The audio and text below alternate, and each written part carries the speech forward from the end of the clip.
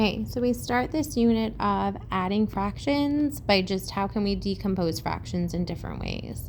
So here you see 5/3. We can decompose it into unit fractions. This is a review of work that they've done in third grade with fractions equivalent to 1/2. So 3/3 can be broken apart into 1/3, 1/3, 1/3. Now what does that look like in fourth grade when we say 5/3? From there, we want students to think about other ways that 5/3 can be decomposed. So I can think of it as 3/3 and a third and a third. I can think of it as 3/3 and 2/3. We have lots of different ways we can decompose numbers. Then I take that work of decomposing and I move on to adding. So here we have 2/8 plus 4/8. And a lot of teachers say, oh, 2 plus 4 is 8, so we have 8/8. But by slowing it down and thinking, how can we decompose to add, it will support the work of adding mixed numbers and subtracting mixed numbers. So we add our 2/8 plus 4/8, and we're left with 6/8.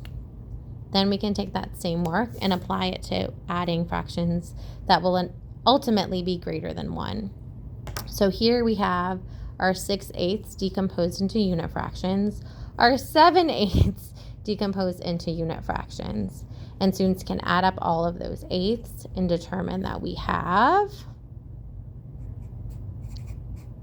13/8. The beauty about this model is that they can also regroup here to make a whole. So these 8/8 equal 1 whole, and then we're left with 1, 2, 3, 4, 5/8. So I can also use this model to help me make sense of what I'm actually doing when I turn my fraction greater than 1 into a mixed number. But this isn't as efficient, right? So we want students to also see that we can decompose more efficiently and strategically to help us make that whole. So here we have the 6/8. And I thought, how many more eighths do I need to make a whole? 2/8. So I decomposed that 7/8 into 2/8 and 5/8.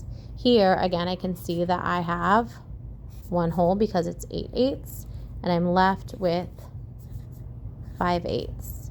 Or I can add up all of my eighths to determine that I have my 13/8. So this helps get students in the routine of equivalency when finding the sum. I can think of it as 13/8, which is also equivalent to 1 and 5/8. So when we go slow and we get to subtraction, we can use that same model. I can decompose my 2 wholes all into thirds. 1/3, 1/3, 1/3 is 1 whole. 1/3, 1/3, 1/3 is 1 whole, and that 1/3. And I'm decomposing it. I can also decompose it by saying 3/3 and 3/3. That's my 2 wholes, and 1/3. Now when I go to subtract 4/3, up here, if I'm subtracting 4/3, I can easily subtract 1/3, 2/3, 3/3, 4/3, and I'm left with, I can see it as 3/3, or I can see it as 1 whole.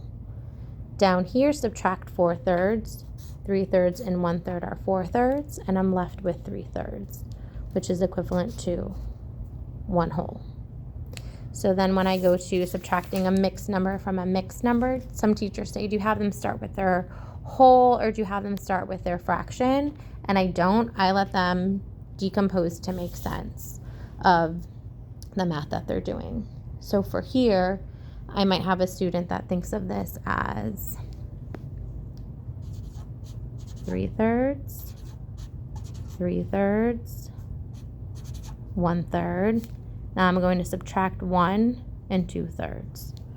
So here I'm subtracting my 1, and I'm left with 4/3. Now I'm going to subtract my 2/3, and I'm left with 2/3. A lot of teachers will have students use this as by lining it up, similar to how they would a subtraction problem with regrouping, and they have them regroup this way, but we're missing the conceptual understanding of what we're doing. So by doing this work, we're building